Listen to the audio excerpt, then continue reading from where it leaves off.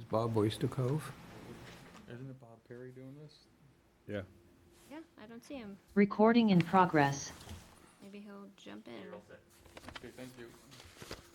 Yeah, it is. See if he gets here.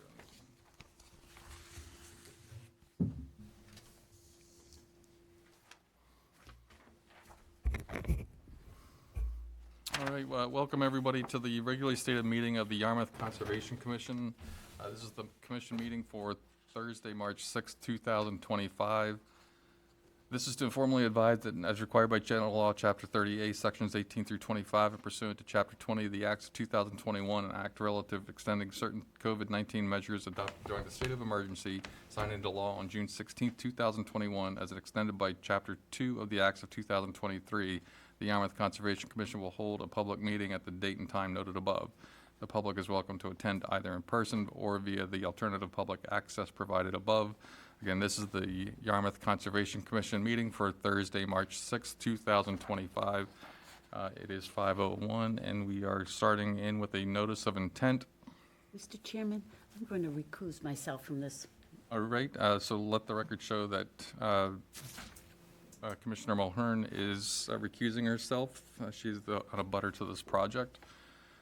This is a notice of intent for SE 83-2463, Cape Cod Engineering for Rosangela Coliero, 59 Oyster Cove Road, easement, proposed construction of a dock facility in Coastal Bank, Coastal Beach, salt marsh, land containing shellfish, land under the ocean, land subject to coastal storm flowage, and riverfront area.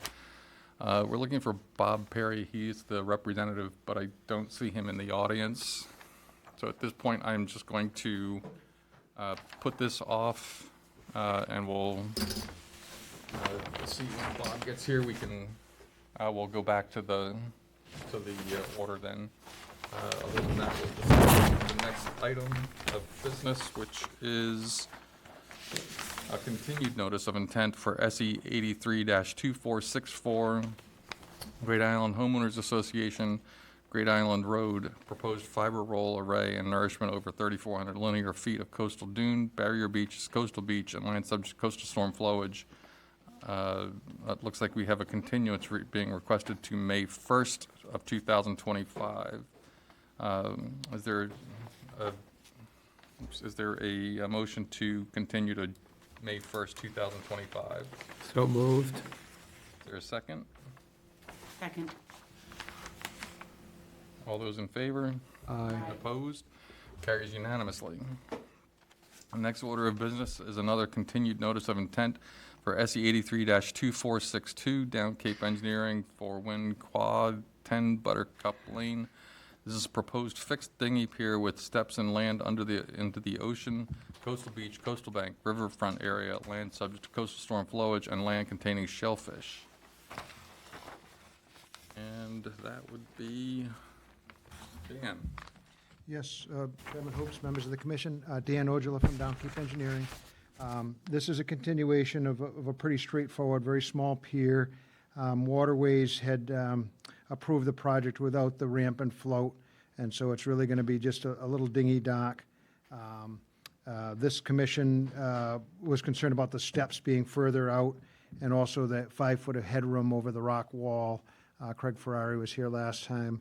And so we adjusted to clarify that there'll be a full 5-foot of clearance at mean high water headroom, so you don't even have to get your toes wet to go underneath the stairs.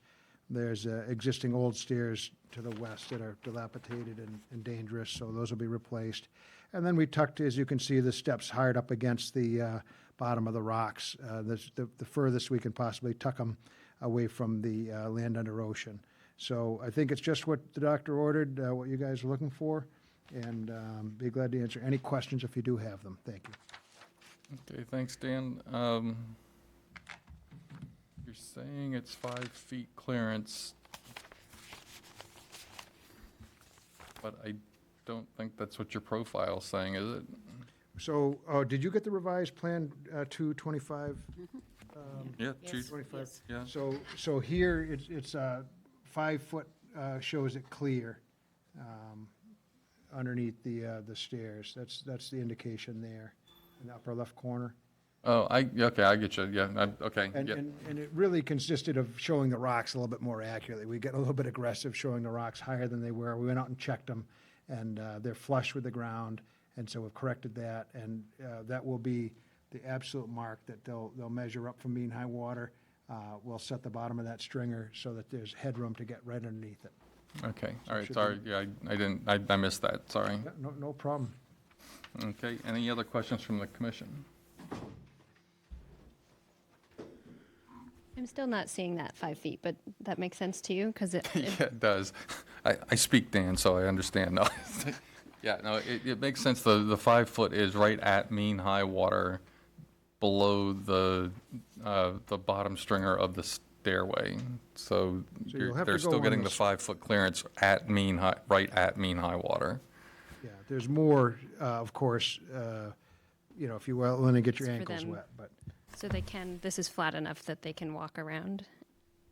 At this point. absolutely. Okay, that's what It's not looking No, like. I mean, it's, yeah, I don't think it's, there's any, they're not boulders, believe me. It's just these little cobbles that you can easily walk through there. Yeah, it won't be any problem. If you have anything, we'll, but again, we can't really help what the surface is at mean high. They can't go up any higher because then it's, you're on the bank, and down lower, you're getting your feet wet, which doesn't meet code. So we kind of have to provide it at the mean high water line, which is what we do. And, you've got it, as long as you're willing, it's not high tide, you easily got 5 feet under the rest of it, so. And that being said, there's very little foot traffic in this area. We're really belts and suspenders to provide that because it's not an active area for walking. It's just a kind of a backwater of an area. yeah, I mean, I think they're making an honest attempt at it, so, yeah, so it's not our regulation, so I'm not that. As long as the that person offended has a by it, nice but- round head, they'll just get under that 5 feet. But no, if you wanted 5'6", There you go. Yeah, you still got a duck for the most part. I so. would, I look 6 feet right in the eyes, yeah, I'd have a problem, but again.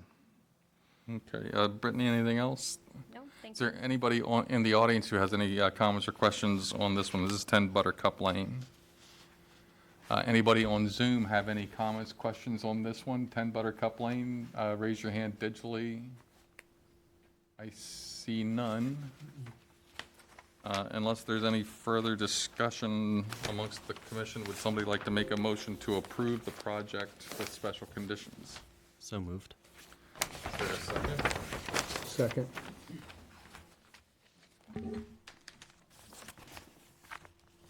All those in favor? Hi. Opposed? Carried unanimously. Really appreciate your careful consideration. Thank you on that one. Thanks, Dan. Another one if Bob isn't here yet. I'll just keep going. I see Bob, he is not here, so we'll continue to roll.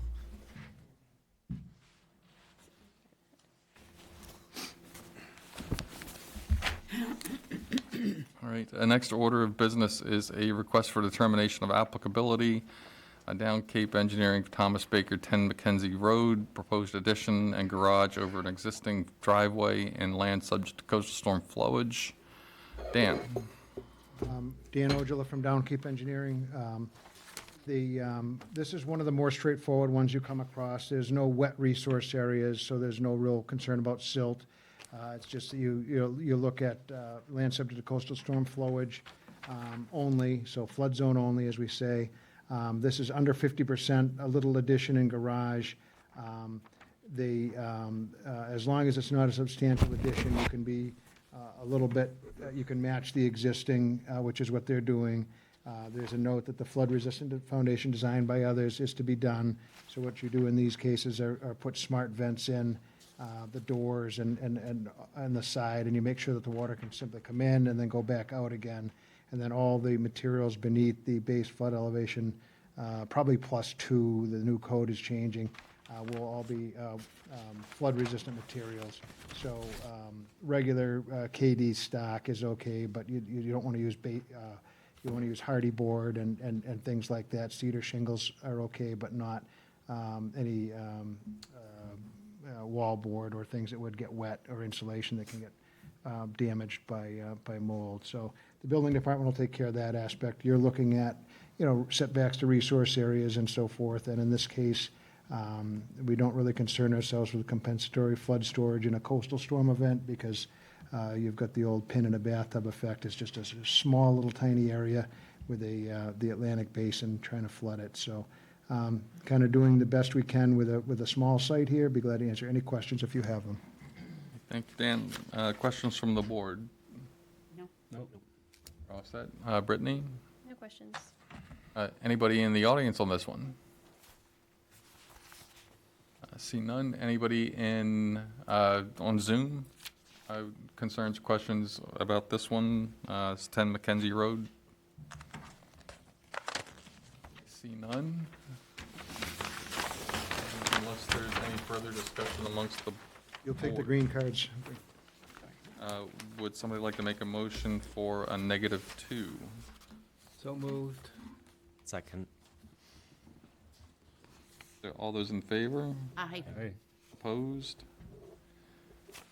Carries unanimously.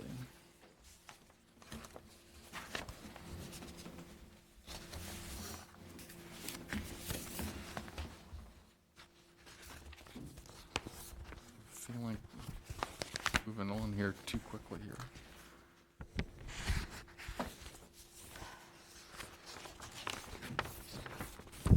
Next order of business is a new notice of intent for SE 83-2466 Down Cape Engineering Raymond and Harriet Fellows, 222 Blue Rock Road, as a filing to permit an existing rock wall and modifications to pier, ramp, and float within coastal bank fish run, land containing shellfish, land under the ocean, and salt marsh.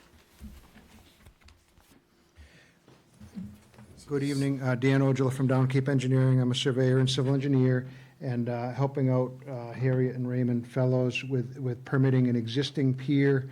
While it does say we're modifying it, this pier has been in existence for about 20 years. Waterways was confused by that. They thought we were looking to expand it, but I would say the environment is acclimated to this for many, many years. The float has been there, the ramp has been there. The only thing we're gonna do is at the end, the older float many, many years ago had some kind of antlers or braces that stuck out that they used to anchor a different float with. We'll cut those off, but, because they're just useless. But other than that, nothing's gonna change. We simply have to permit what's there.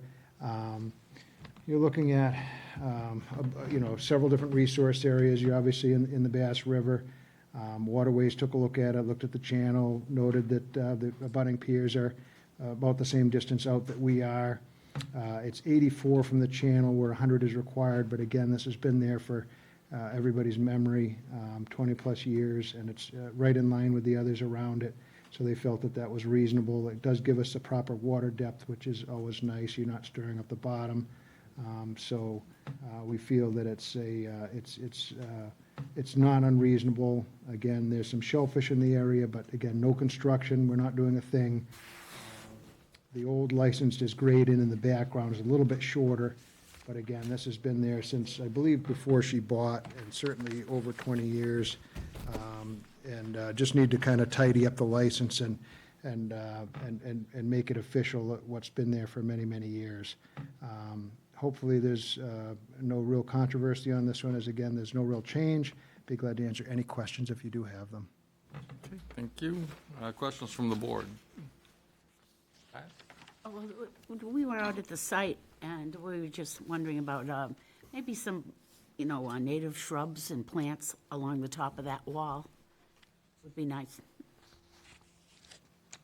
And there's a small gravel area that was put in that really should be replaced. It's just a small area. I think there's a picture of it up there now. Yeah, we do have it noted on the plan.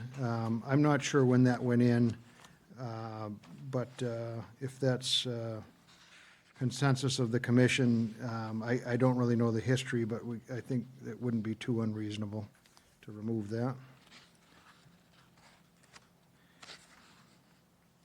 Assume you would plant that then? You would Yeah. plant the gravel area? Yeah, Yes, sure, you know, that would, I mean, gravel is a fairly inert, inert substance, so, you know, some native, low-lying native shrub in that area would probably be fine. Just no creeping juniper.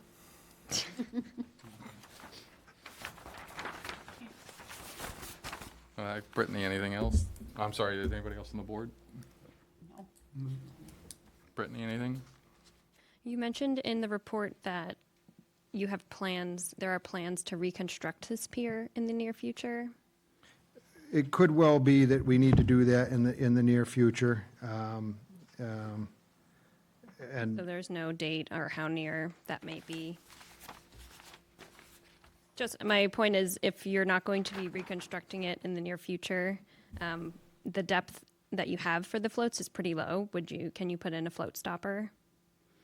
yeah, there's a 0.4 foot variance on the 3 foot depth at the end of the float, but this side, yeah, that would be a fine condition. We could put legs on the float so it doesn't ground out during a lunar low tide. What's the depth that you said you had? I have it at 2.6 feet right now. Okay, that should be fine. The DMF comment thought it was that you had less than 2.5 feet at mean low water. That's why they recommended the float stop.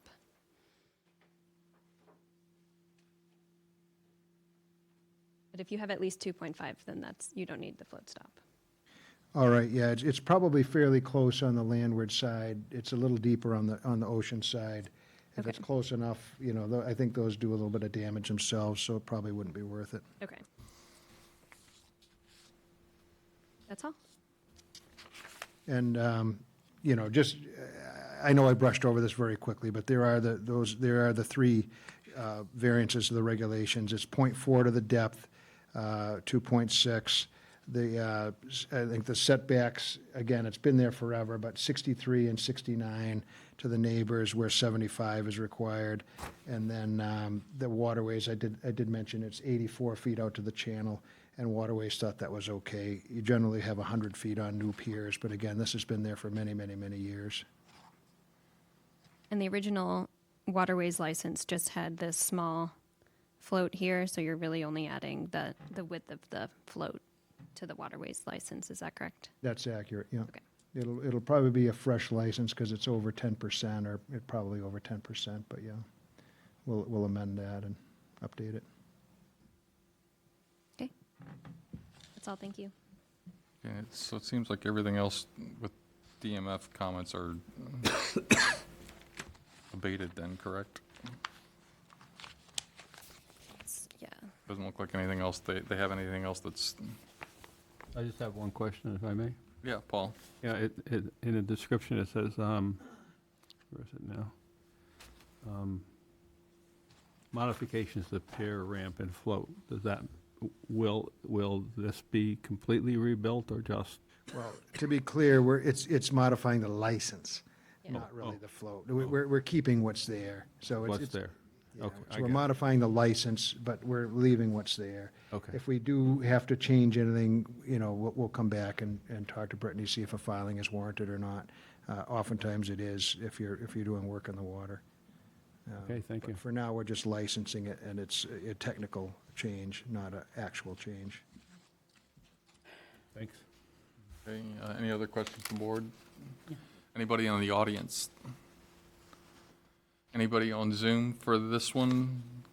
As 222 Blue Rock Road? I see none. Unless there's further discussion among the board, would somebody like to make a motion to approve the project with special conditions? So moved. Is there a second? Second. All those in favor? Aye. Opposed? Carries unanimously.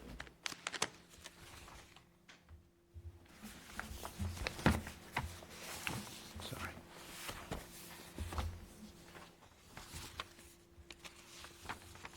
Normally, this is the Down Cape Engineering Night here. Bob's giving me a break here, yeah. I'm gonna getting out say, of here Bob- quickly, yeah.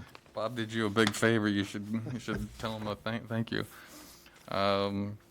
Next order of business, another notice, new notice of intent for SE 83-2467 Down Cape Engineering for Malcolm Nolan, 64 White Cedar Road, proposed patio and driveway modifications with mitigation plantings in the buffer zone to a coastal bank.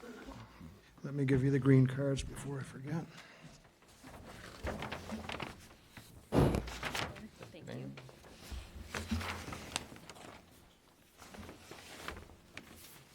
So this is I think, a pretty benign project in a really, really nice area. As a reminder, we're out on Great Island. It's a very special place. There's a causeway, that was the continuance earlier. They've had some erosion issues, but this is a nice safe on the backside. It's an open space subdivision, so you've got open space around our lot. And then beyond that is the trustees of reservations has the Great Island CR, which in 1990 protects 267 acres of land, and per their conservation restriction, that's to assure that the premises will be retained predominantly in their natural, scenic, and open condition for conservation purposes and the protection of natural habitat and environmental. So all the way around our big lot, we've got open space, and beyond that, a huge conservation restriction. So it's a very nice and pristine setting, and I feel that we're treading fairly lightly on the footprint. What this is, and you guys had just closed out some older orders. We did the original house back in the 90s and some other little work. But what we're looking at here is the open space. The Great Island Trust is around it, and then the CR is beyond that. And we're working right up next to the house in a lawn area and just putting in some pavers. So you'd think almost an RDA where you're replacing lawn with inert, very stable and somewhat pervious a stone, a little bit of stone work out here. I guess that's outside of the 100, and a little bit over here. And the driveway, it's a nice pervious gravel drive. I'm just rounding it a little bit, and it's back of where it is now. So very, very little impact. To utilize your new regulations, what we're taking is just kind of a rough lawn that goes down in this area here, and we're going to plant a bunch of it. And if you take a look at your hardscape calculations, and again, it's not like we're cutting down a forest for this. It's just in a lawn area where we're working. But there's patio. There's a little bit of 22 square foot on the backside, the radius is for the fire trucks. And then we're looking at an increase, that's the only increase in the 50. And the 50 to 100, we're looking at about 700 feet. So you multiply by 709 by 2 and the 22 by 3, you get 1484 square foot required, and we've got 1650 provided. Again, that's, I think, pretty generous for a pretty benign project that's right up against the house, replacing a lawn with an inert patio. So I think it's a pretty straightforward one for you. I think it's a nice benefit for the environment to permanently have additional plantings down closer to the resource areas. And again, you're in the middle of a very well-protected area, and it's a big lot, 1.6 acres, in a huge 300-acre conservation area. So I think it's a pretty straightforward one for you. The landscape architect is on Zoom if you have any questions of her. This is the plan. I think it's a nice native palette where you've got black chokeberry, sweet pepperbush, sweet fern, northern bayberry, some low-growth fragrant sumac, Virginia rose, and low-bush blueberries, and an extensive area of what's now kind of a rough lawn. And we'll commit to leaving the rest of that lawn just, very natural, no fertilizer, mowed only a couple times a year situation. So I think it's a good one. Be glad to answer any questions if you do have them. Thank you. And questions from the board? No? One quick question. I think I know the answer, but there was where the proposed patio is, there's a beautiful, some rock garden kind of, is that why is that staying? Because it looks like the patio has a little indentation. Yeah. What pictures are there? I think a lot of that is, a lot of that is working around that, yeah, that's precisely it, yeah. Okay. It's a nice native, Yeah, I like the way it looks. cedars. Anybody else? Sydney, anything? No questions. You can tell they care. They have that unmown area. It's Yeah, it's see. actually a very nice site. There, there's one other one out there, it's, without naming names. But, no traditional it's a lawn. very, they're good stewards of the environment. I think it's a good project, and I think it's a win-win. Okay, anybody in the audience on this? All right, anybody on Zoom? Again, this is for 64 White Cedar. Don't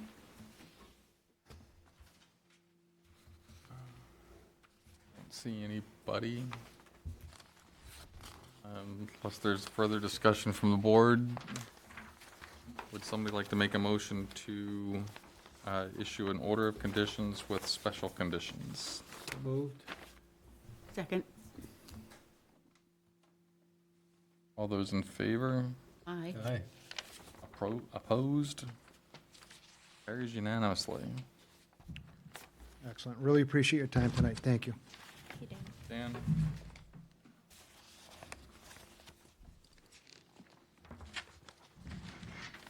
I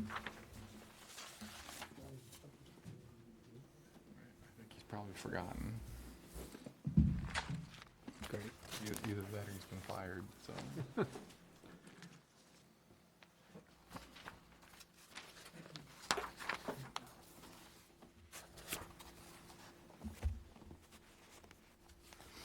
All right.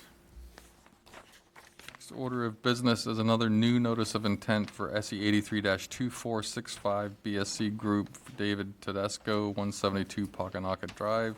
Proposed bulkhead and pier system with dredging in land under the ocean, coastal bank, and land subject to coastal storm flowage. Kieran? Good evening, Mr. Chairman. Good evening, members. For the record, my name is Kieran Healy. I'm a land surveyor with the BSC Group, representing the owners of the property, Mr. David Tedesco, and his wife, Kimberly. We are proposing a pier, ramp, and float in the area of one of the Parkers Rivers lagoons. This previously was granted an interim license and was approved by the state for a larger pier, ramp, and float back in '06.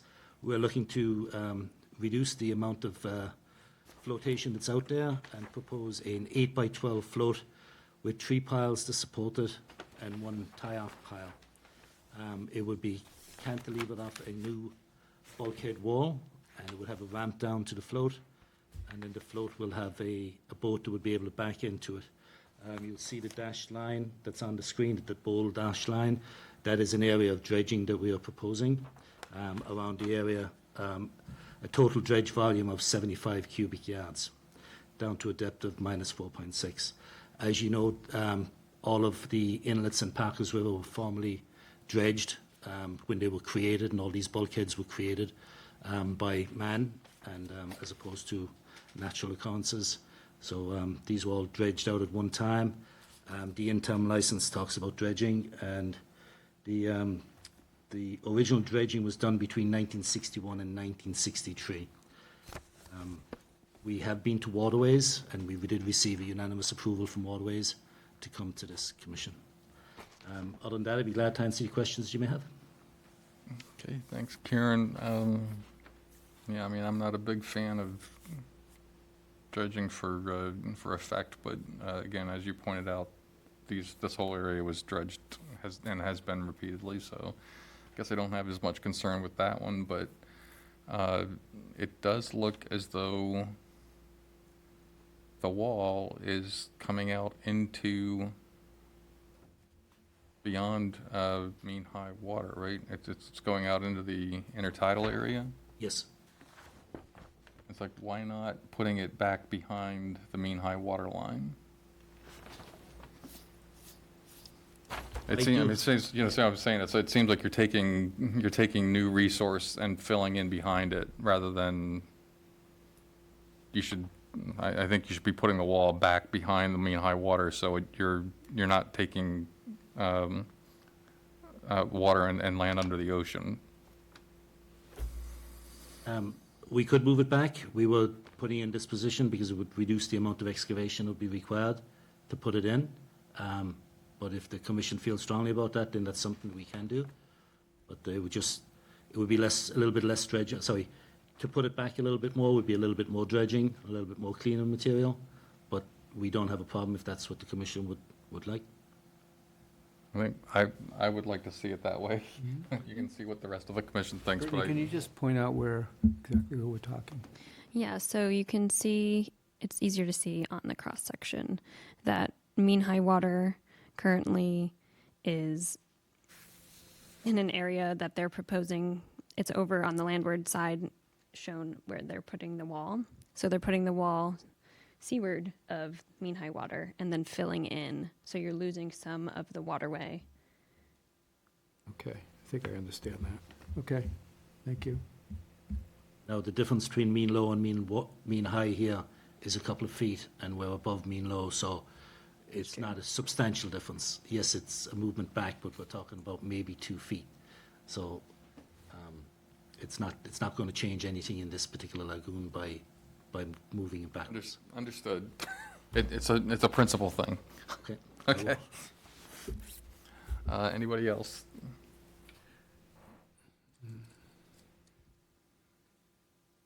Brittany, anything else? I do have a few more questions. How often do you think maintenance dredging will be required in these fingers? They tend to silt up pretty quickly. It's hard to tell with these because there are most of the lagoon is at a depth of -5 and it's been consistently at -5 for as you go to where the piece of Texas Parkers River Lagoon is. That's already got a depth of -5, so we wouldn't be going down that deep. But it's hard to tell with different things. I mean, there are too many variables to tell you when it's going to get silted in. Okay. And I have another question about the tie-off piling. If the purpose of a tie-off piling is to put the boat there, right, in the center, The nose of the boat, the bow of the boat will be there, and the rear of the boat will back into the float. on this side, Yes, on the so the south back, side? basically you back the boat in as opposed to you park the boat side to the float. So you would need both the float and the tie-off piling for that? Correct, yes, yeah. That's why because the lagoon is now doing different variations of how we would put a boat in there, the one that allowed the most room was to put in the tie-off piling so that the boat would be perpendicular to the face of the lagoon. Okay. And just since I know Waterways has already signed off on the recreational aspect of this, but do you have support from the neighbors on both sides who use this for their boats and they'll still have space to maneuver into their floats? Right, I spoke to the boat owner on the south side, and he parks his boat face in, and he reverses out to go around to make the turn to go back out and around, because you can see where the dimension of 45.5 there is pretty shallow, so he backs out before he makes his turn. So we would not interfere with him reversing basically down towards the lagoon mouth before he makes the turn. He obviously doesn't go out that far, but he backs into the lagoon. And a butter to the north?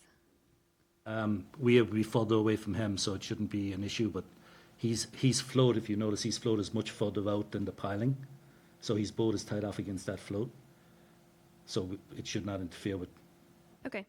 that at all. And then I do have questions for the land side of the work as well.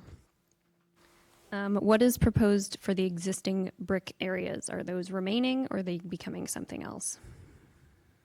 The entrance would pretty much be remaining.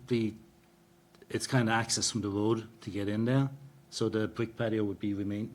It would need to be excavated and replaced. Because we have a dead man right underneath there. Okay, so it's going to be replaced in kind. You have in your site plan that 690 square feet of existing plantings are proposed for removal.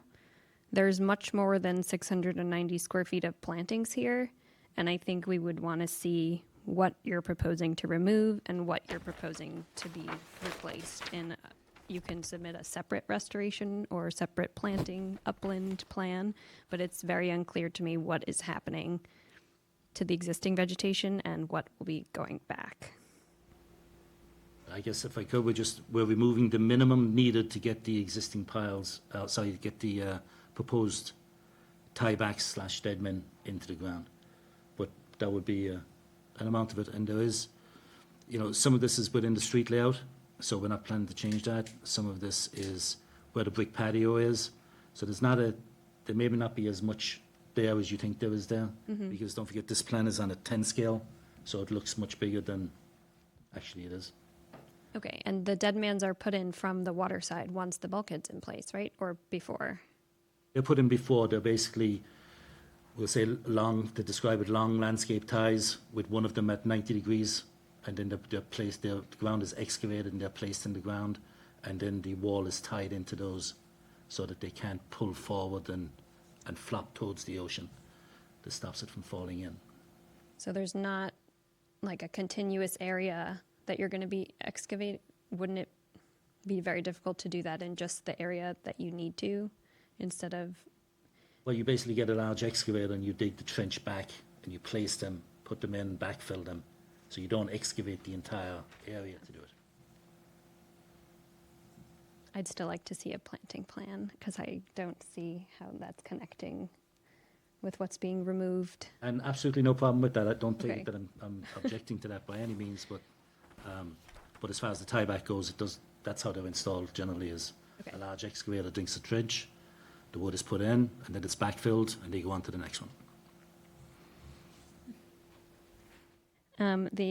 That's all my questions, but I do agree with the board that the wall should be moved back to the existing location of mean high water or closer to it so that we're not losing waterway. DMF doesn't support the seawall location where it is right now. They also have comments about how dredging should be further than 25 feet from mean low water, but since this is a man-made finger, I think that it's safe to not Yeah, I'm not as concerned concern about that one. in this particular location like that, but That's all, thank you. The mean high water is approximately 3 feet back from the face of this. So if we move this wall back 4 feet, would that be acceptable? And I think that would keep your dredge volume less than the 100 that would trigger the water quality cert. yeah, I As think well. so. It should. Yeah, It should. it should. I'm good with it. When you do the dredging, what do you do with the material? It's a little too early to give you an answer on that. We have a long way to get. It's probably 2 years before we get a Chapter 91 license to get to that point. Quite often there's a container on site that it dewaters right in a container, and then it's trucked off from that container. It's not a large, 75 cubic yards. A typical 18-wheeler takes 27 cubic yards. So you're looking at probably 3 18-wheeler size containers. So it's not a huge amount of material, but it'll probably be dewatered on site and then trucked to a licensed facility, or if it's suitable, trucked to somebody's beach. I doubt it would be suitable, but I doubt it as well. Thank you. Make a dune back there. I'm sorry? I was just saying you can make a dune behind the wall then. Oh, Use, it's just- use the spoil for the. Back in all those never Well, mind. we are using the spoil. We are using the spoil to backfill the wall. Could you, just one question, Mhm. maybe two? With the photographs, could you point out, Brittany, maybe some of the areas that will be changed or disturbed or whatever? It's just a little hard for me to follow on the plan here. I know, I've been out there and I know where you're talking about in terms of moving the wall back. I don't Out really in the area of the, I don't know, proposed float and everything, do you have a photograph of that you can kind of say, okay, this is going to This- move or this is going to happen? Yeah, sorry, my photos aren't that Is good. that a piling that's, This is one of the existing pilings, so the Yeah. tie-off piling will go out a little further. And that piling right there is pretty much right in the middle of the plan, right, Yep. just about 6 feet off of the float or 5 feet off of the float. Oh, will I do that be have an area. removed, or is that, That one is to be removed, yes. That's right where the boat will be tied off. okay, all right, The middle of the boat actually is right on that piling. I see, okay. Right, I've got this Yeah, aerial. that's a good one. And so you can see this is about at high or mid tide. Yep, So where they're showing it here, they're currently proposing the wall right at the end of this wall, connecting to the end of this wall. So you'd be losing a tiny bit of this intertidal, like Kieran said, 2 or 3 feet of that intertidal on the edge there, instead of meeting the existing edge or mean high water line, which you'd pull back a little bit. all right, and as far as the floats are concerned, there's no, there's gonna be, that area, just this side of the floats is gonna be dredged, obviously, right in there? Yeah. Yeah, okay, And they're proposing the float against Against the wall. bulkhead this Yep. direction with a tie-off piling for a okay, So the float parallel that's, boat. I'm sorry, float that's to the north, it has 2 floats, different houses. This isn't going to make it difficult to get a boat into that float or not? I think that was the waterways.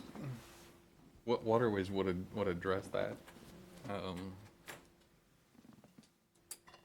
mean, it's gonna be tight, but, I mean, you saw the picture with the boats.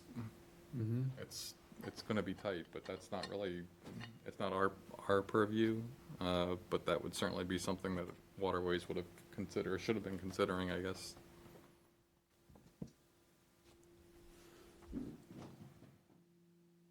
okay, thank you. Okay. Anybody in the audience on this one? Anybody on Zoom? Yeah, I see Chris? Chris is the owner of 2 Cape Isle Drive on the south side. His hand is raised. And I did meet Chris on site. We did walk the property and talk. And it's no Chris- longer raised. This needs to, Hello? yeah, Hey, Chris, could you state your name for the record, please? All right, my name's Chris Erickson, and I'm on the south side of the finger. And can you guys see me all right? We just hear you, but that's okay. Okay, so, I've spoke to everyone. In fact, back in 1999, I went before the commission, and I had succeeded in getting an approved RDA. We're going to just talk about the project under the hearing Okay, right now, but- if that's okay, Chris. Okay, but the point I'm trying to make is that I'm trying to protect my space, and I'm not in opposition of anything. I'm only trying to protect because I know it's going to be tight in there with all the boats, and I do have a pending license for my float, and I didn't understand that I had to go through more licensing to get it drawn into the drawing, because it's not on the actual drawing itself, the engineered drawing. And I was really surprised. That's what brought my attention to this, because now you see all that space, but when you actually look at the pictures, which Brittany has, you can see the spacing the way it is. And then when you put all the boats in there, it gets a little bit tight. And depending on the size of the boat, it could create some issues. But like I said, I don't know what size boat this gentleman has, but also on the finger end on my side, I have some stone steps that come out, and that's for safety purposes, because once a dog fell in there and we couldn't get him out, and the only way is to get him down to the end of the finger onto the stone steps, and I just don't want those removed. It's very important that they stay, and it looks like the wall's gonna basically remove them, and that's also another concern that I have. And and I just, like I said, I'm trying to protect my space, and I'm going forward with getting the permitting to license my docks, because they've been there and I've been using them for well, 30 years, but only one of them 15 years back in 1999 when I got approval this RDA. But that's basically my concerns at this point. And like I said, I'm not opposed because everybody has entitled to access to water, but I just want you to know, realistically what it's about. And that's it. Okay, thank you. Kieran, did you think to say anything in response, or? I had met Chris on site and we had talked about the site. He had shown me those stones down on the southeast corner of the lagoon. And we're not proposing to remove or relocate any of the stones that are down there. The only concern I have is that when we put in a wall and he puts in a wall, then those stones might not be as effective as they are right now, because right now in our site, there is, you can get onto the stones and basically get up and out over the ground. But when we put in a vertical wall, there might not be that same stone access for an animal to walk up and get out. So I can't say to him that these stones are going to work. We're not proposing to modify them or relocate them, but because he's got a wall and we might have a wall, it might not do the same thing that it does today. Okay. Safety is not under the purview of this board, but the other there are full bulkheads around some other fingers, and they don't have any stairways or. That's a good example right there. We're only proposing one boat without a middle pier. So if you can fit those two boats with a middle pier, I don't think we will have as much a potential issue as that particular picture depicts. We don't have really. Okay. Safety. Anybody else? Anybody else on Zoom?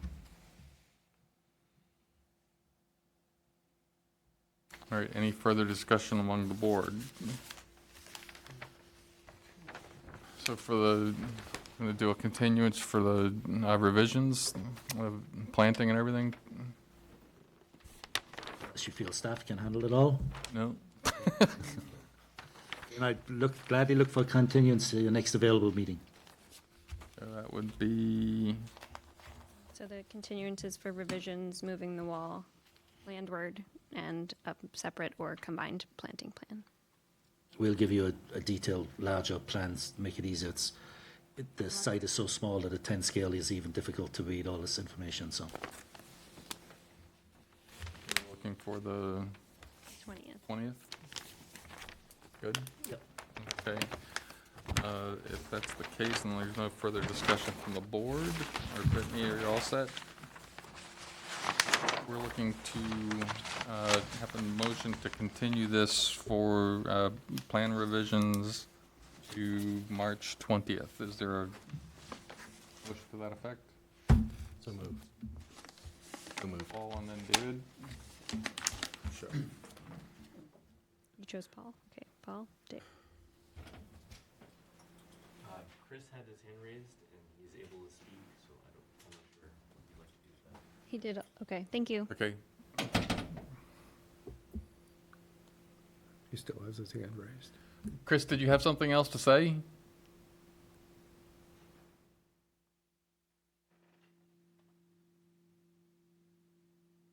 Well, he's not muted, right? He is. Can you hear me now? Yeah? Okay, so I did have a good conversation with Karan, and he did express to me that when they do the dredging, because I was always concerned about my wall being undermined, because if you take too much fill out, it could undermine my wall and tip it over.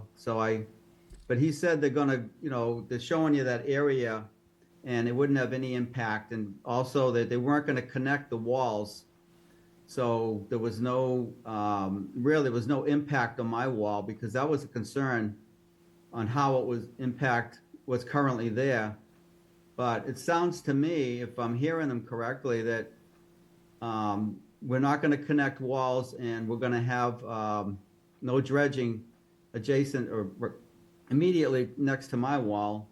So I think that concern is not existent anymore. But I just want to make sure that that's because I know I'm trying to protect what I have, and I just don't want, the silt to flow into the new dredged area and then have it erode my wall.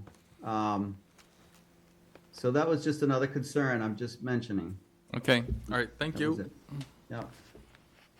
All right, so this will be continued to March 20th. We have a motion and second. All those in favor? Aye. Opposed? Carries unanimously. See you on the 20th. Thank you, Mr. Chairman. Thank you, members. Thank you, Brittany. Thanks, Kieran.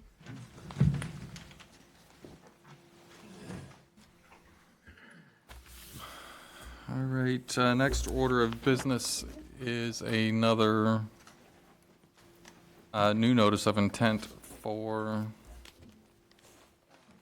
Alfred Lopilato, 21 Television Lane, as proposed elevation and relocation of a single-family dwelling, septic tank replacement, regrading and retaining walls, and land subject to coastal storm flowage.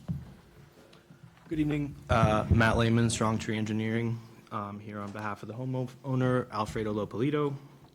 So as you mentioned, the bulk of the project is intended to raise the house above the floodplain, the existing home. The actual structure will be raised, a new foundation poured. It'll be repositioned slightly, placed back down on the foundation. The existing septic system will remain. The tank most likely will be replaced. And there's some grading and walls involved with being able to maintain that septic system as it currently is, and to provide walkway access to the front of the building.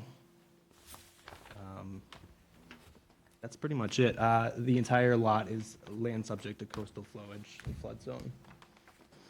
If you have any questions. Okay, so we still don't have the DEP number? That's correct. We haven't received the DEP number yet. Okay. All right, questions from the board? Just, Yeah, go Go ahead, David. No, you go first. No, I was just going to ask, I know that there was a discussion out there about the, or information provided to us about the plan to put a wall around the property.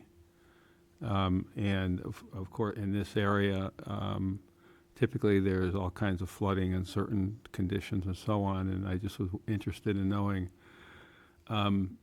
if the construction of those walls, and we've had plenty of discussions about walls in this committee, and typically not favorable to the walls, actually.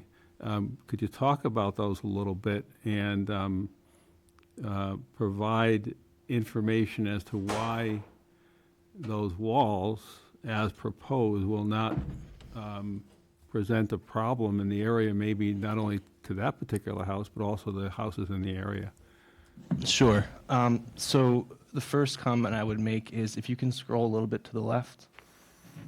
The current septic system is raised and surrounded by a retaining wall. So part of that is just keeping that in place, rebuilding it. It's timber right now, so it'll be replaced with probably a concrete wall.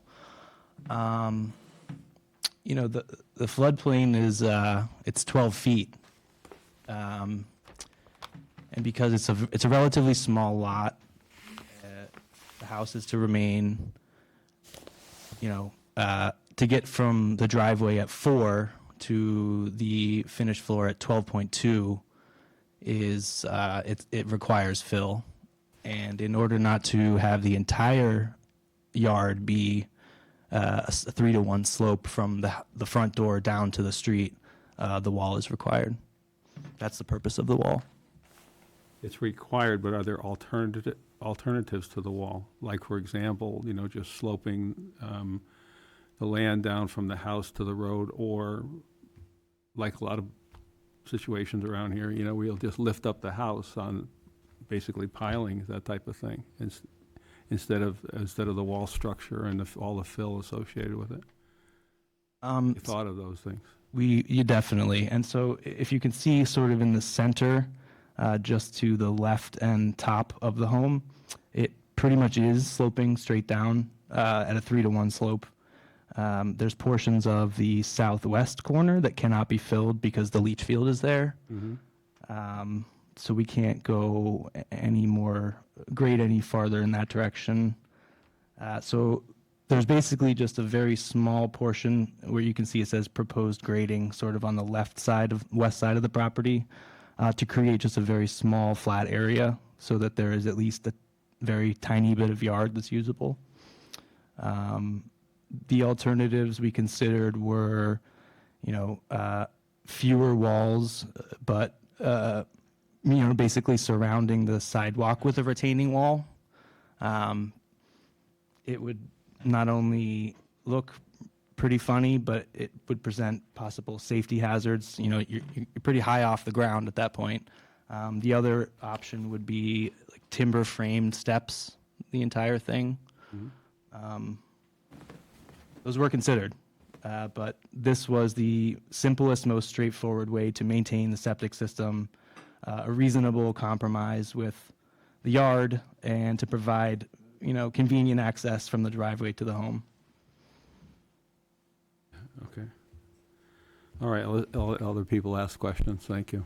So I have a concern, I don't know if you maybe just answered it, but we've had problems with with the road flooding. Yep. And the people across the street were here, I think, last meeting about it.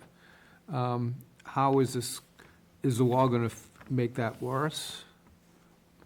No, it won't make it worse. We're not changing the cover type in any way. The lawn will still be lawn. So there's, I believe it's 700 square feet increase in impervious over the current conditions. We do plan and show on the plan that a dry well will be added to connect to the roof drains to compensate for that 700 square feet additional impervious. But it will not make flood conditions in the area worse.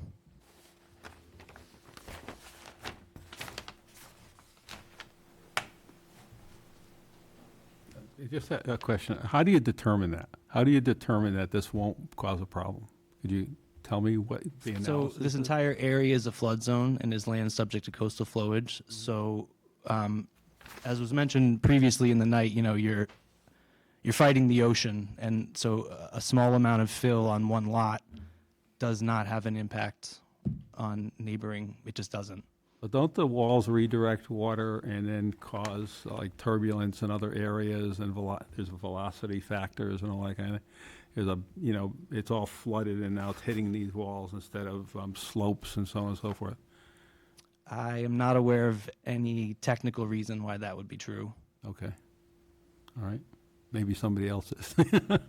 Thank you.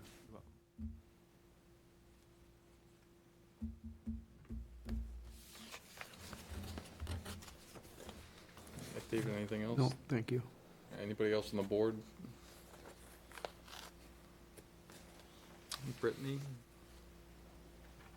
I think all my concerns have been addressed by the board. I think generally, this board tries to avoid solid walls in the flood zone, but if there's no other alternative that won't have significant improvements to the impact that is already shown, then I guess that is all right. I see the only other alternative to have it slope closer toward the road, but it would still be providing that same redirection of the floodwaters. It would just be against a slightly sloped area instead of a flat vertical surface.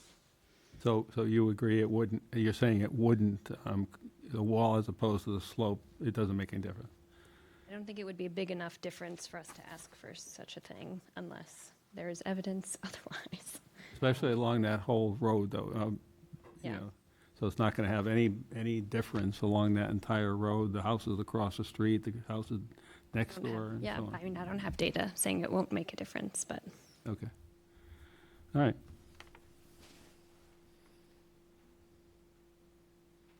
I mean, so you'll be bringing in fill, correct? Correct.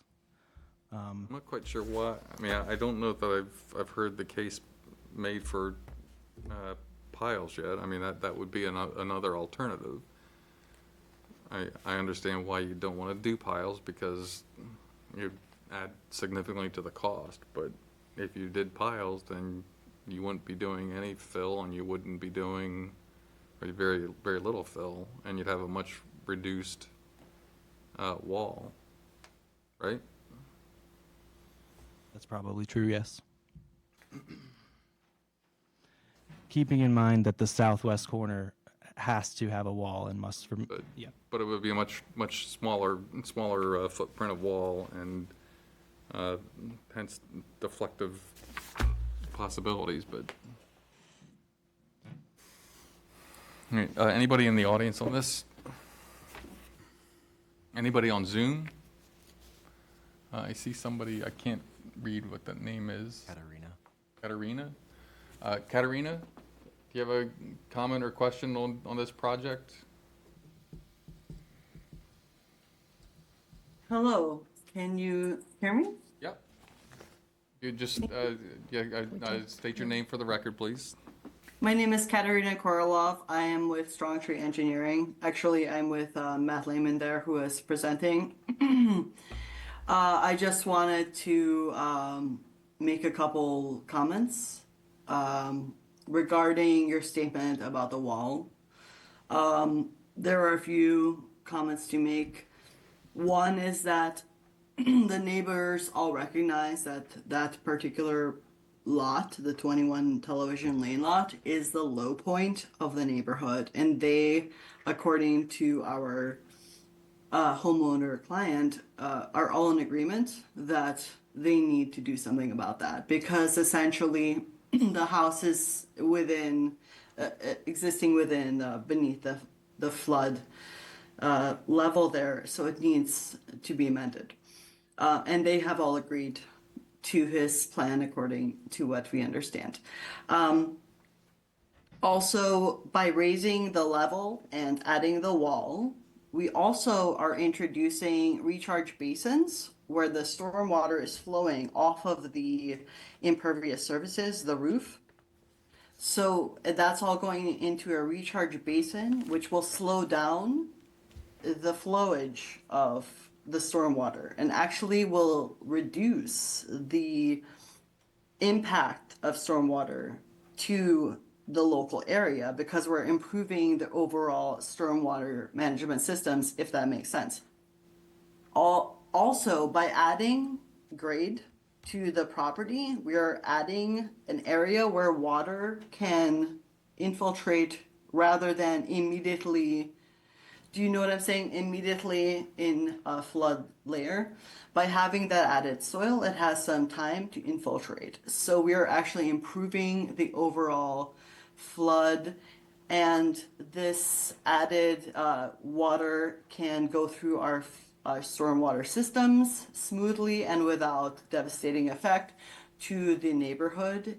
And so I just wanted to make a statement to that effect. Thank you. Okay, thank you. Yes, you'd like to make a comment? Excuse me, Would you mind going to the microphone so people online can hear you?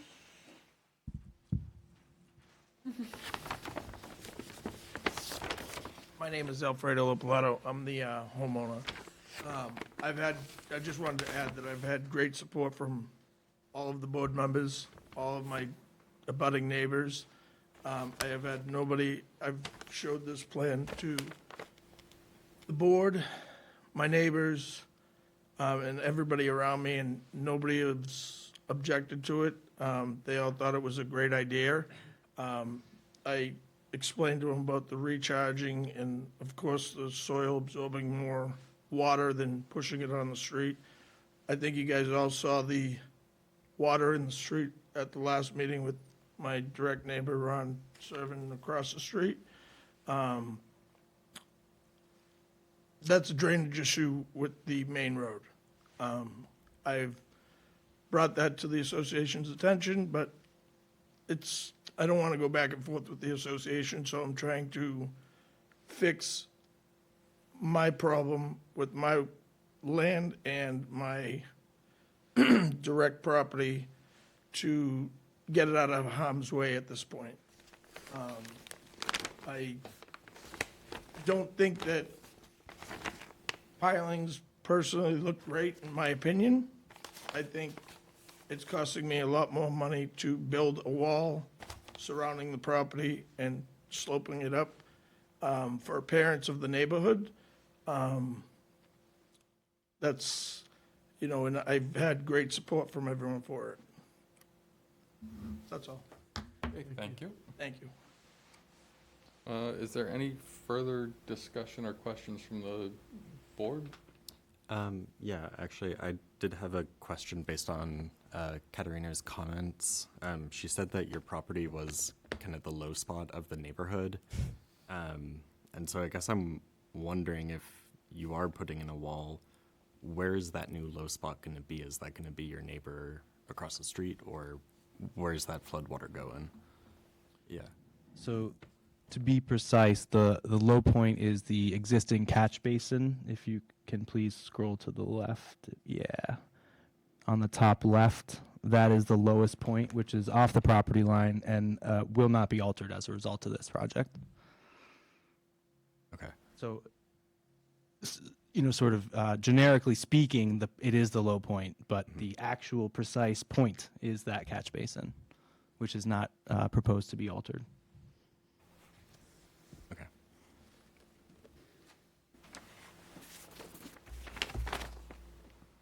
Okay, anybody else? Just as a point, I wanted to comment on Katerina's stormwater management, and that I do recognize that this is an improvement to the stormwater management, but the flooding that we see at this site is groundwater and ocean water that comes straight over Seagull Road, and that is going to lose all of this area to infiltrate instead of an improvement. It's an improvement to stormwater only. It's not an improvement to the flood zone and its ability to accept those floodwaters. So groundwater can't infiltrate. But ocean water can. Right. So that would be a temporary, generally, at least it's less than a 24-hour event. Again, if this area is flooded by ocean water, then the entire area is flooded with ocean water, and raising the property will have no effect on that. Raising the house would have no effect on that. I would agree. Yep. The whole property might have a little bit. It would be pushing those floodwaters, although, yes, the volume might not make a huge difference, but you'd still be pushing those floodwaters to the road where other people use and is off property. That's all. Thank you. Okay. So can I just add one more thing? Sure. As I said, I've been trying to work with the association because I'm very well aware that they are responsible for the drainage in the road. And our agreement is that when there is flooding in the road, and this is a new agreement that we've had recently, that we have a plan in place that they call for pumping immediately and proactively to have the water pumped out, so it doesn't just stand there or sit there. Of course, if it's a, large storm and it's ocean water coming over from Seagull Road, that's out of our control, but again, the whole neighborhood floods at that point, not just Television Lane. So I have been working with the association. They've been very cooperative. They understand that it is a association as a whole issue, but their temporary fix to it until a permanent fix is in place is we have unlimited funds to call for pumping at any time. And that's from the board. Okay, thank you. Thank you. All right, so we don't have a DEP number. We will have to continue for the sole purpose of receiving that DEP file number and comment. I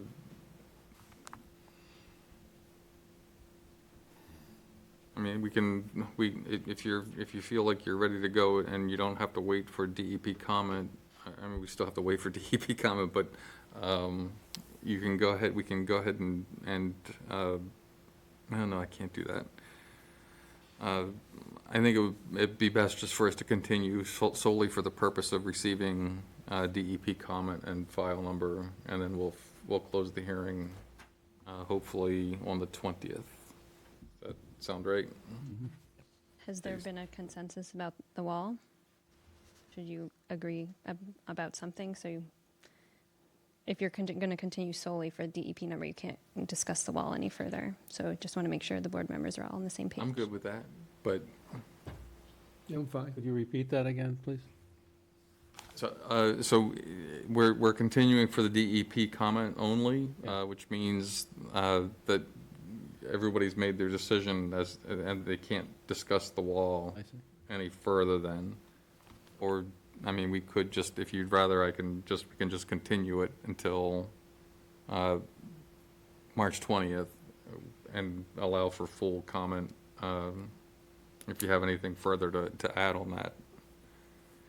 So the DEP comments wouldn't address any part of whether the wall is appropriate or not. Is that correct? Or might I they? mean, I mean, I would kind of doubt they're going to have any comments to it. Do you think? Recently, DEP has been very quiet. Yeah. So I doubt they will have any comments about any part of the project. Yeah, okay. All right. Would you rather continue just in general and then? Yeah, I think it would be a good idea, personally. I think so. Okay, so can I have a motion to continue the project to March 20th? So moved? Second.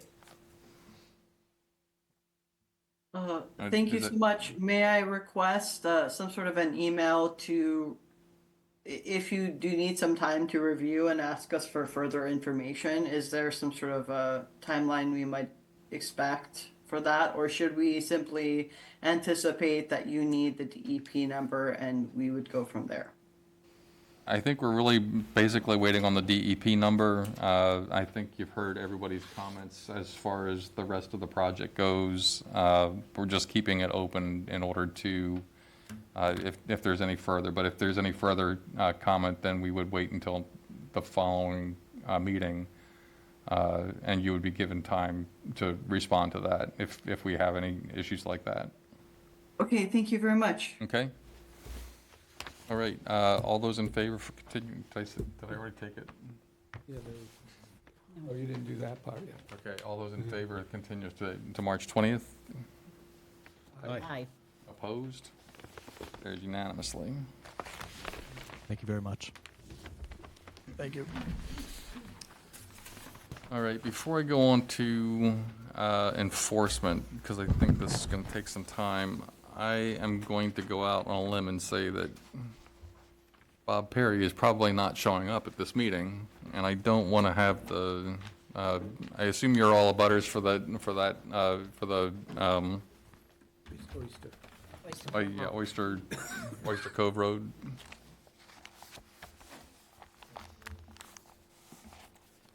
Wait, what's this say? Not sure.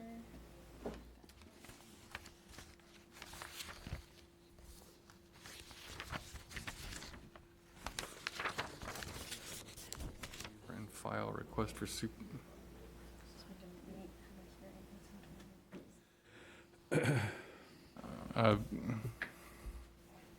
actually, can I'm going to ask for like a 3-minute recess, if that's okay.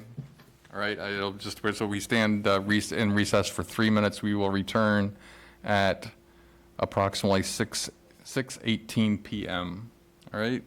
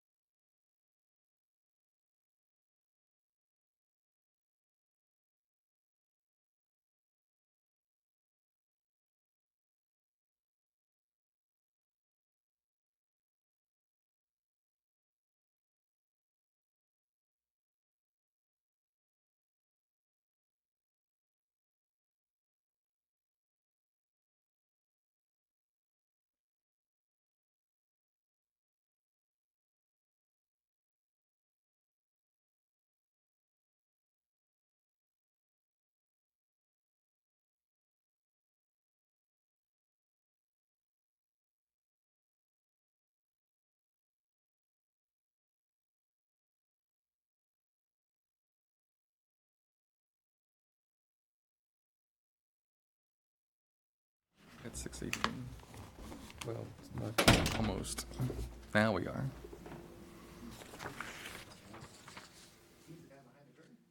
I think we're on. Oh, 6:18 now. All right, so the time is now 6:18, and we are reconvening the Yarmouth Conservation Commission meeting for Thursday, March 6, 2025. So we are not going to have a representative for 59 Oyster Cove Road easement tonight. So what I'd like to do is just table it for now, which will give them the opportunity. And one way or the other, it should be resolved by March 20th. And we'll go from there. But I don't want to make you keep hanging around waiting for this. We did receive a message that, that Bob is not going to be here tonight, so we'll table it until March 20th, and we'll make that resolution at some point then on at that meeting, all right? Once again, I apologize for dragging you all out here and waiting, but that's, unfortunately, he just didn't send anything until we were already in the meeting at that, when he sent the email, so anyhow. With that, we will table that. March 20th. And with that, we'll move on to our next order of business, which is a continued enforcement hearing. This is Blue Flax Design for Nance Carbone, 14 and 20 Kingsbury Way. Violation of special conditions 10 through 13, 15, 18 of SE 83-2104. This is the review of restoration plan. Good evening, Teresa Sprague here on behalf of Phil and Nancy Carboni, who I think were intending to be here, but thought with the lengthy agenda that was posted that the hearing would probably be a little bit later. So I'll just continue, and if they come and have something to add. At the last hearing, we reviewed our proposed management plan to finish the project that was begun under the former order of conditions and meet the conditions that had not been met under that expired order of conditions. Mainly the restoration plantings, the shrub plantings in the area, which Nancy Carboni testified at the last hearing were indeed planted but had died. They were mainly herbaceous species that were approved by the previous commission, previous agent under the old DEP, or under the old order of conditions. So we were proposing to restore that area with native shrubs, grasses, wildflowers, and trees, as well as plant native shrubs in the buffer zone to the bordering vegetated wetland, in lieu of a split rail fence, which was required in the previous order of conditions, the expired order of conditions. And then the commission requested that topo be placed on the plan. So the things that we have done in updating the plans, number one, we have increased the density of the planting within the buffer zone to better make sure that to ensure that we're completely protecting the buffer zone and the wetland from intrusion, from mowed lawn, from lawn mowing, et cetera. The second thing that we've done is we were, again, in the short period of time that we had to get topo on the plan, the surveyor was not able to get out there to do a survey. We used MassGIS. We've placed 2-foot contours from MassGIS on the plan, submitted a plan showing topography with those 2-foot contour lines from MassGIS, which I feel is pretty accurate as far as what we've experienced in the field. This is a relatively level lot. I believe this is former cranberry bog. There's a slope, definitely man-made, not a natural slope that runs around this area, and you can see that with elevations 12 and 14. So that slope is present here. And then I think where the properties are, where the private property is, the Carboni's property is fairly level, but does slope down towards the wetland area. And then once you're out in the wetland area itself, from elevation 10 to elevation 8, it's fairly flat, which I think we've experienced from those of you who've been out to the site, and then from the pictures that we've included in our proposed land management plan. So I think with that, we've answered those questions. I know Brittany and I have talked about whether or not these topo lines need to be picked up by a professional land surveyor. We're not filing a notice of intent. We're answering an enforcement order, and we're trying to close out a previously issued order of conditions, and we're trying to satisfy those 3 conditions that had not been met. So we're doing that under the enforcement order. I think the topography that we're showing from MassGIS gives you an idea of what's happening at the site from a topography perspective. And really, I think the focus of the plan is what we're proposing to do for restoration. So I'm happy to answer any continued questions about any of those things, and about the proposed restoration. I would like to note that in the proposed restoration overall, we're proposing 3 trees and 484 shrubs. Which is a significant restoration for this area. We also have existing clethra in this area, as well as some baccharis that will be allowed to continue to naturalize. We are proposing to manage the Phragmites that is moving into the vegetated wetland on the east lot, and the clumps of bamboo that are coming back. And to review the overall plan, we're proposing to come in, remove all of the vegetative debris that was left behind in the area from the previous mowing in order to get good soil contact for seed mix. We're using obligate fact wet seed mix within the meadow area.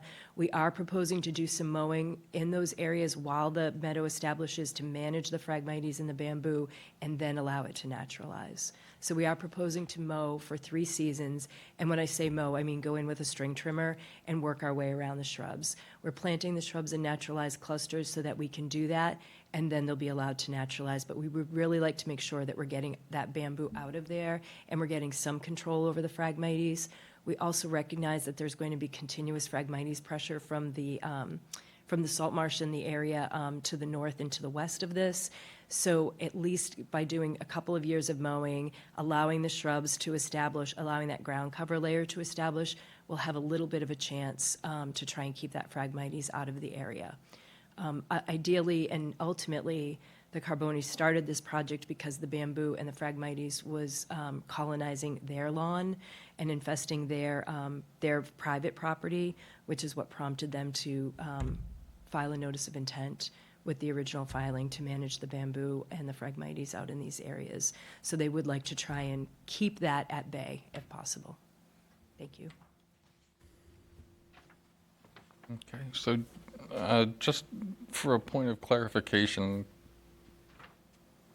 coastal banks are not something you can do off like the MassGIS contours. Those coastal banks are the one thing that you have to have an engineer or a surveyor do work for, because they're really the only people who kind of do the identification of the slopes that are required based on field conditions. So contours from MassGIS do not cut it in terms of being able to determine a coastal bank, the presence of a coastal bank. Yes.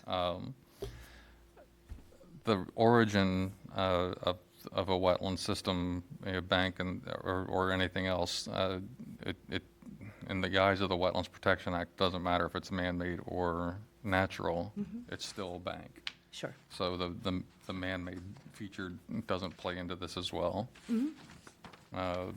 I still have an issue with the lack of demarcation at the mitigation area.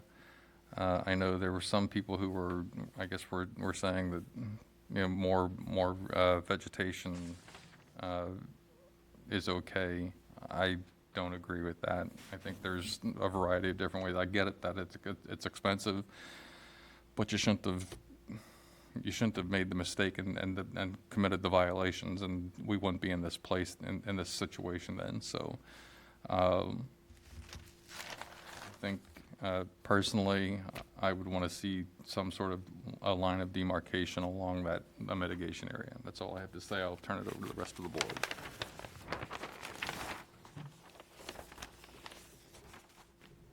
This is where you guys would talk. Yeah.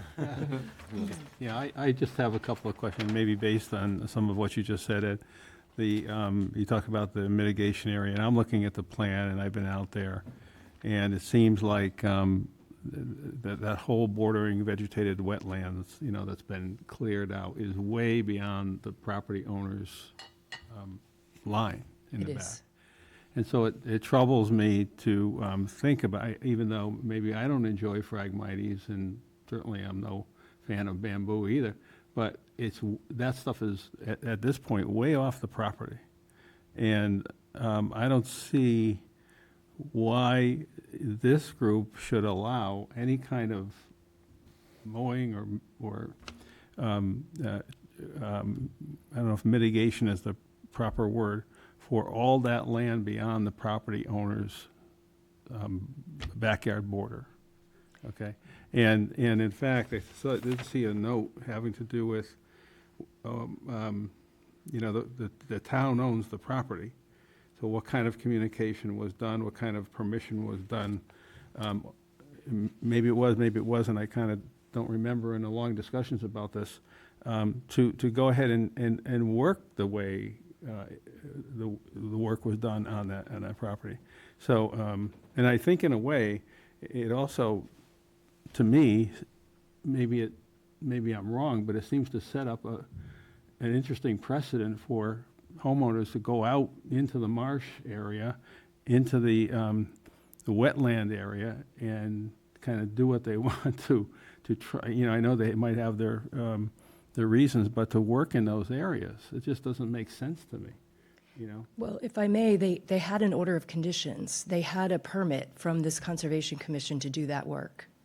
They filed a Maybe Brittany notice. could speak to that, or Ed could speak to that, because it seems that it's so unusual. It seems like it's I don't understand how that was ever done, and I don't know if I'm at all comfortable personally as a member of this commission to basically vote to okay that continued work, if that is part of the issue here. Again, it's just that they took over all of this area in back of their house, and they say, well, the bamboo is coming in the Phragmites. Well, I see a lot of properties around where the Phragmites especially is encroaching, but I don't see people going in and whacking it all down. I see people maybe submitting a plan to do some proper control of that stuff, you know, on their property line or very near their property line. But this, to me, it strikes me as being very egregious. So we did I guess this board issued an order of conditions in 2017 for the work. It did expire in 2021. She did continue the work on the town property without a permit since Isn't that 2021 the to now. thing? The permit expired, but they continue to do the work. And That's correct me if I'm wrong, but they shouldn't have. That's They should correct. And when this was issued in 2017, there wasn't a specific protocol for work on town property. There is now.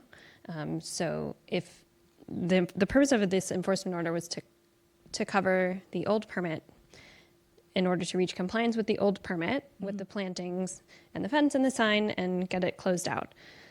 If this board does not want to issue further allowances for them to continue management on this land that's outside of the contents of that enforcement order, you can have them file a notice of intent and go through the process we have now, which is just a form to request work on town property, which goes to all the department heads and gets signed off on, in addition to the regular notice of intent.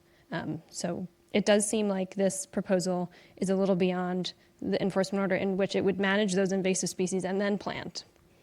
But like you said, it is town property and it's conservation property. So it's up to the board whether or not you'd like to allow them to do that management and then plant, or if you want them to file a notice of intent in order to do that work and then plant. I see the filing of a new notice of intent is almost like a review of this whole thing, right? they bring it forward again, and it's reviewed, and you said something about different town departments as well, right?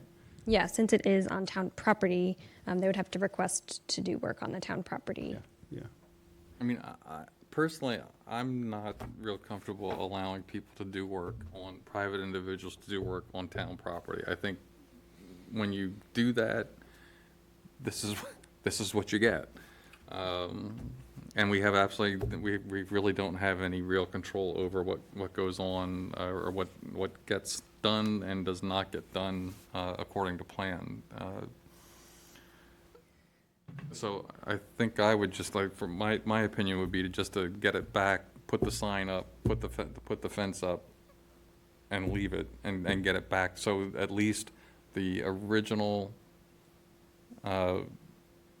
notice, an original order, whatever the conditions of that original order are met, and then So just done with it. just the plantings That would be then. my, to David. I know last time they came in front of us, I had said I might be okay with the bushes, with the plantings, but since then, I've gone back to the property, and I've also done more online look at what we have on our site.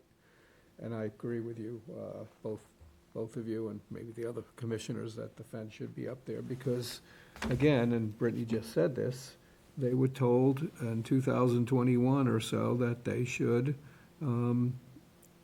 put out a fence and a sign label of conservation land, and they didn't do that. And instead, they continue to do what they're doing, and I think that's too bad. That's gonna cost them a lot of money, but had they come to us to begin with, it wouldn't be like that. So I have changed my direction, and I wanted the board to know that. I'll also say that I've had the same kind of thought process as you, and I do feel like you've put in a lot of effort to create this planting plan, and I do appreciate that. It does feel like it's moving into a whole nother NOI kind of level of work and maintenance, and 3 years of mowing and maintenance after the planting, that I do think I want to see that original order closed, finished, and if they want to continue the work, to submit another NOI to continue the maintenance. Whether or not we'll approve that, it will be in the NOI. It sounds like Ed's maybe a little iffy on allowing that kind of work, but I do want to see the fence put in place and kind of reassess. I mean, as far as a new notice of intent too, I want to be 100%, I mean, I think it's obvious, but I want to make sure I state it so that nobody can be misled. If you do file a notice of intent, I probably would not, I mean, I'm certainly willing to look at it, but I am not real enthused with the idea that I would likely approve work on the town property for that. So I just want to be upfront and honest with you about that. Pat or Paul, anybody else? No. I agree with you, what has been said, that the fence should go up along the property lines. And, I mean, a fence, I mean, there's a lot of options for the fence. I mean, it doesn't have to be a continuous, a continuous split rail fence running from one end to the other. I mean, you could do alternating sections. You can do bollards. You could do, wooden bollards, wooden 4x4 bollards that have strings strung or rope strung along them. So there are a variety of other ways of marking that mitigation area without doing a solid split rail fence all the way around. And again, it would just be a single rail fence, it doesn't have to be a double rail fence. We didn't make any stipulation of that either, so.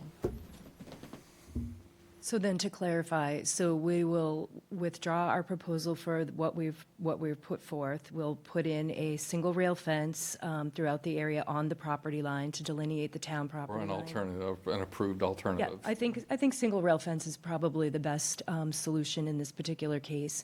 And then just allow the area to grow back in, because right now, there's a fantastic herbaceous layer. We see skunk cabbage, sensitive fern.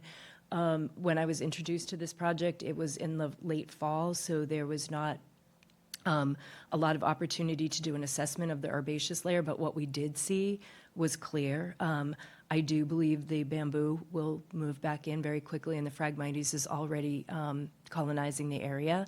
So I believe all of that will quickly become bamboo and Phragmites. So at this point, I would think that just leaving that and not doing anything additionally in that area would be the way to manage it. And if no further management, it seems to me that putting shrubs into the area, and initially it was herbaceous vegetation that was proposed and that was planted. It does seem that putting shrubs into the area frankly, it's going to be throwing away money because it's just going to become reinfested with the bamboo and the Phragmites. But I think if that's the commission's position, we can certainly just put the split rail fence in along the property line and just let Mother Nature take its course. Do you want to make sure with the board that the enforcement order did state that all of the original requirements had to be met, and that included planting the areas of lawn. So are you saying you'd like for them to leave these areas of lawn as lawn, or should they plant them? Whatever the first permit was. Because I see what you're saying. Obviously, management of the invasive species would be an improvement, but it's on town property. We're not willing to allow you to do that. But in an effort to improve the area and meet the terms of the original order of conditions, I would imagine that we don't want lawn on our town property where it never was prior. They planted the lawn, is that right? So when they removed the invasive vegetation, they did seed the lawn areas, yes. And did we allow that under the original order? No, they were intended on. Then that's got to come out. So We're returning it back to what the conditions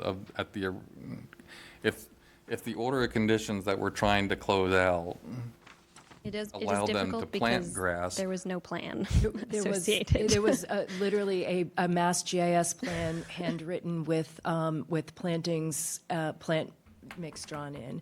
Here's what I would recommend if the commission feels comfortable with this. We remove the existing turf lawn, or we soil condition, we seed a native grass and wildflower mix into the area where the existing turf lawn has been maintained and mowed, up to the area where the split rail fence is on the property line, and allow that just to fill in naturally. Unfortunately, what's going to end up happening is as soon as the mowing stops, the Phragmites and the bamboo are going to start to march their way landward. And that will happen. But the fence line will be maintained so that the property owners, the Carbonis, can mow up to their property line, where that fence will act as a bumper, prevent them from mowing further, and then the Phragmites will likely infill that area up to the fence line where they're going to be mowing. So the mowing is the only thing that's preventing that Phragmites. There's a solid line of Phragmites right now on number 20, forgive me, I forget which one's 14 and which one's 20, right at this slope where they're mowing. It transitions right from where they're mowing to 100% Phragmites. I'll say 99. I think there's a couple of Baccharis in there that they had planted previously. And then the area that they most recently mowed has Phragmites coming in, and then there's clumps of bamboo regenerating. So I just, this is what will happen with this area. So, and that's why we were recommending mowing, just to keep that Phragmites and bamboo at bay until we could get something else established in the area. But recognizing that this is town property, no further management should take place on town property.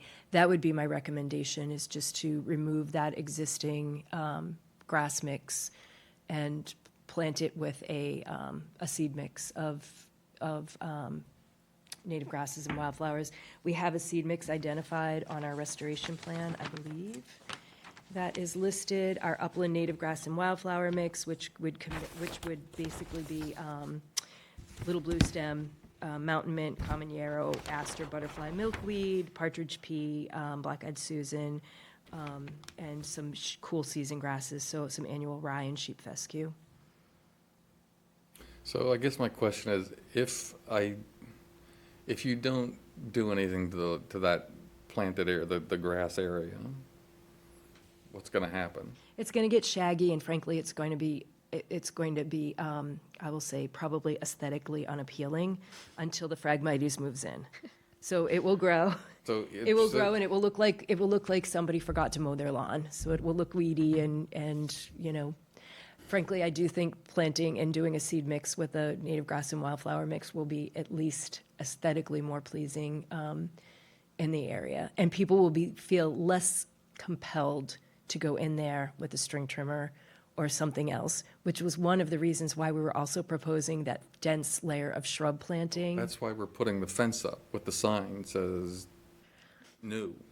I understand. The idea behind I've the also been sign. doing this for 15 years, and I know human nature, what it is. And so that was one of the other reasons that we were proposing. And I'm not saying at all that the Carbonis intend to violate. So I don't want to I'm not putting that out there. I'm just saying in my experience, people see this and they feel like we have to go clean it up, which was Just one of saying, the- I don't know that I'm going to sit there and expect somebody to spend another considerable outlay of money to rip up lawn, to put down an upland meadow mix or a grass mix that's only going to end up with Phragmites and bamboo growing through it in 3 to 5 years. Yeah, I know, but that would be the least expensive, frankly, way and the most efficient way to do it. The idea with the planting of the shrubs was that again, in lieu of the fence and planting a dense area of shrubs along the property line would be to, but again, I think you're right. I think if we're not doing that in conjunction with management to get the wet meadow reestablished, I think it's a waste. I think we're better off seeding, and I think we do need to do something. I think the turf grass, it's cool season. I'm going to guess it does not look like a fescue microclover mix to me. So I would say there's probably mostly Kentucky bluegrass and some other cool season European pasture grasses in there that will just grow and look very shaggy, for lack of a Yeah, better again, the aesthetics is not a I know it's not. of this board, and I don't see the logic in making somebody plant something that's just gonna end up being in the exact same position in the exact same number of years, just because. Do you see something wrong with that? We can give them that option if they'd like, if you would rather it be maintained I mean, naturally. if they want to spend the money to do that, That's- I mean, yeah. I guess I would, Yes. I would say, I'm just, I do have one other comment, in that I think that I would prefer that the 3 trees do still go in, because we did lose a tree within conservation jurisdiction that they removed without permission. So if the board would reconsider all the plantings to no plantings to just those trees, because the trees, yes, I can live with that too, yes. and they would go in at a size that you have in there 1.5. Yeah, so they'll go in at And about. they would be big enough to survive for a few years to get established before that Phragmites and bamboo gets in there. Do you think that they would survive? I think there's Tupelo in there right now, so likely, yes, they would likely survive. Perhaps put one of them a little bit more in the upland. Closer landward? Yeah, so that has a better chance of establishing and surviving long-term. So I think, To sum up, I was gonna say, so yes, well, fence goes in along the property line with the signs fence are stating. similar plus a sign on each property, Right, okay, so that's number 1. the option for removing turf for native mix and those 3 trees. Mm-hmm. I Well, the trees are yes, we say we definitely want the trees. The option is Just to for the lawn. replace either leave the turf or remove it and replace it with the meadow or the upland mix that you were specified. It's their option, either or. Then the 3 trees by And the, June 1st or fall. yeah, I think by June 1st would be good. And I just want to clarify, so that I think I might have missed this because that wasn't part of the special conditions that weren't met in the original order of conditions. So the tree, there was 1 tree removed, so your requirement is 3 to 1? Because it's just based on the size of the tree. So Okay. it depends on the size of the tree. Let me Okay. just pull up.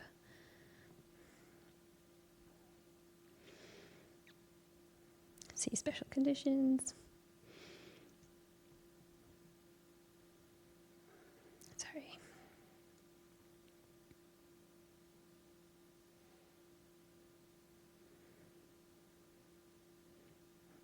It's not in there. I thought I put it in there.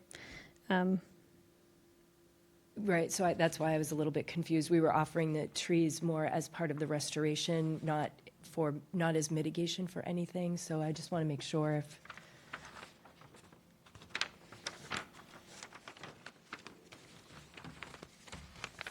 And tree replacement for the cedar that was removed. It does, I know it's kind of just put in there. Okay. And tree replacement for the cedar. okay. Would planting 1 cedar in the upland area be a better long-term solution than planting trees in the wetland that's being reinfested with the Phragmites? I'm just curious. Since they mowed all of the woody material, I know they're trying to remove, I would like to see at least one of the trees go back in the wetland area. Okay. Yeah, it makes sense. Since it's kind of that empty. Do you care how many trees are in the wetland and versus upland?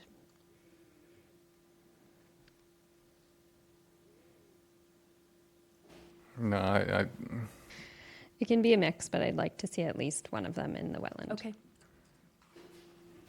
I'm sorry, but I just have one other question, yeah. if I may. On this plan, you had this up a little while ago. Brittany, could you point out for me, just so I have a better idea, where is the back property line of this property? Because I don't see it clearly on this. It's covered in plants. This is the property line. Oh, okay, all right. I don't know. You see my I hand? see the 35 feet from the salt marsh line, the dotted black line. It's very close to that. I think if you showed just the plan showing topography, it's a little bit more clear. Essentially, if you follow the line of the shrubs that were the planting line, that's Yeah. essentially the property line. And so, again, I don't want to make this more complicated than it already is, but, so their initial work was on this plan that I'm looking at, the green, and then there's pink in the back, that was all cleared out by them in their initial work? That's correct. Is that correct? Okay. And the fence that we're talking about is going to go along basically the edge of that, Of the property that, line. what we just showing- determined to be the property line, okay? That's correct. And so when they cleared out that back area, they did it initially according to what they were allowed to do? They went a little beyond, but we did allow them to manage some of town-owned Okay, land. So but did they do go- anything, and we're talking about, replanting and so on, but we're saying that now that's all grass, because, and that was planted by the owners, right? That's correct. And, and so we're saying that we're gonna just let that grow in, correct? We're not gonna really put anything back there, even though they did remove a lot of things, but they were able to do that, they were given permission to do that, right? That's what Ed had suggested. Yeah. So I just want to make clear, the only thing that they removed was the invasive bamboo and the Phragmites. That was what was in, this area was 100% infested with bamboo and Phragmites. So that's what they were given permission to manage. I got it, okay. Thank you.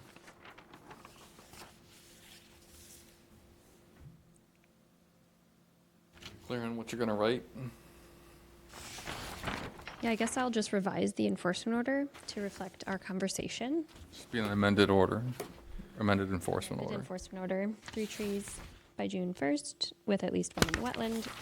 Install the fence or similar and sign on each property as required by the original order. And either allow all of to grow in or replace just the turf area with the approved seed mix that you noted. Was there anything else that we needed to clarify from last meeting? I don't think so. I think, I think the question of the coastal bank then is a moot point at this time. So we're not going to go further with any more surveying on the property at additional expense. I guess the only other thing is that if she does want to pursue this, a notice of intent would be required for management on town-owned property, in addition to the request to work on town-owned property protocol. I think if the consensus of the board is that they do not want any work on town-owned property, doing any further proposal for restoration would be, frankly, a waste of time and money. So I'd rather just leave it at that, at this point. I mean, if they want to do it, they can certainly apply. I can't tell them understand. they can't apply. Of I'm course. just saying. No, of course, I understand they can apply, They've got yes. a uphill. Yeah, they just have to make a decision about what they want to do with this and where they want to put their resources at this point. Understood. Okay, so are we all good now? Everybody's, We will be submitting a revised plan showing the fence area at the property line and removing any of the proposed plantings with the exception of the trees. And potentially relocating at least one of those trees into a more upland area to give it a little bit of a fighting chance. so we're looking for a motion then to approve an amended enforcement order and with the acceptance of a revised plan showing those changes. So moved. Your second? All those in favor? Aye. Opposed? Carries unanimously. Thank you. All right, thank you. Thank you. All right, next order of business, other business, approval of meeting minutes for December 6th, February 6th, and February 20th. And I Don't have a cannot, quorum for December 6th. we do have the quorum now? No, No, we don't. we don't. So That quorum is Jack, that quorum is Jack, David, Pat, Paul. so we need Jack yet, okay. So we can't do December 6th, 2024. February 6th, 2025, we're all good, right? I was not here. Except for Pat. But that's So, okay. We can vote on that still. Did somebody, So moved, I saw it. I'll second. all right, all those in favor? Aye. Opposed? Carries unanimous. That's for February 6th, 2025, and February 20th, 2025. I don't think I was here. There's, No, you weren't there. Paul was the only person not here, right? That's correct. So for February 20th. Motion? So moved. I'll second. Thank you. All those in favor? Aye. Opposed? Carries unanimously. Still waiting on this, still waiting on December 6th. Any other business not reasonably anticipated? I have a question. When the person here from Television Road Lane, whatever, said that the association's gonna pump the water off the street, little I don't light. have an approved plan for that yet. We've been in touch about it. Okay, that's my question. Good, thank you. Okay, anything else? I have a Brittany? question. Pat? Such as on that issue where people did not show up. Oh, how does that usually work if, So somebody normally, applies? we always want to, you don't want to just, you would have every right to hear it without a representative, but it just sort of sets yourself up for a reason to be appealed then. So, given the fact that it's a contentious project, it's better to wait and see if you can't get the representative there. But we have some other issues with that we have to work out between now and then as well. But That's the short answer. Okay. Don't want to appeal. All right, anybody else? Brittany, anything? I have a couple announcements. On Tuesday at the select board meeting, Ellie Tierney was recommended by the select board to be appointed to the Conservation Commission. I haven't been in touch with her yet, since it was very recently, but we'll work on getting her approved, sworn in, all that. She may not be here for the next meeting because she just has to do all those trainings and get sworn in, but definitely by the one after that. So hopefully we'll see her soon. And our cleanup day has been scheduled. Our annual community cleanup day will be on April 12th this year on Saturday. Come in the morning to sign in and get your cleaning supplies. You can sign up online if you're interested in coming. Is that all of my things? That's it. Was anybody else? I did attend, just to let you know, I did attend MACC annual conference on Saturday. Anybody else there? I was there, I saw Alfred you, went. but you were too far away. There, Brittany? Did you see me do my acceptance? I did. So you were in the crowd for that? For what? For what? So my former administrator, Darcy Carley, was nominated and won the award for the Conservation Administrator of the Year. Unfortunately, she has literally just retired and was, on that day, was driving down to South Carolina to sign papers on a new house that they had bought down in Myrtle Beach, so. Wow. So I don't know why I had to stand up and say thank you, but. They do with the Oscars, so. Well, you would think, right? But, Stepped in. you know, I mean, there were other organizations that did not show up. I was like, why do I have to show up here? But either way, so we were there. We had a good conference, and most importantly, I got my Vernal Pool Society T-shirts, so Cool. that's always the important part, right? Very You got to go. busy. Did you get one, or did you? I Were they didn't. out? Yeah, see that. That's the rookie move. You got to get in there right away. And the first thing in the morning. That's the first thing you got to hit. Next time. I know for next time. Yeah, before the breakfast bar, before anything else, you got to get in there for that. All right. So anything else? If Like not, getting good tickets to a rock concert, just to Yes. get first in line. would somebody like to make a motion to adjourn? So moved. Is there a second? Second. All those in favor? Hi. Opposed? Carries unanimously. We stand adjourned.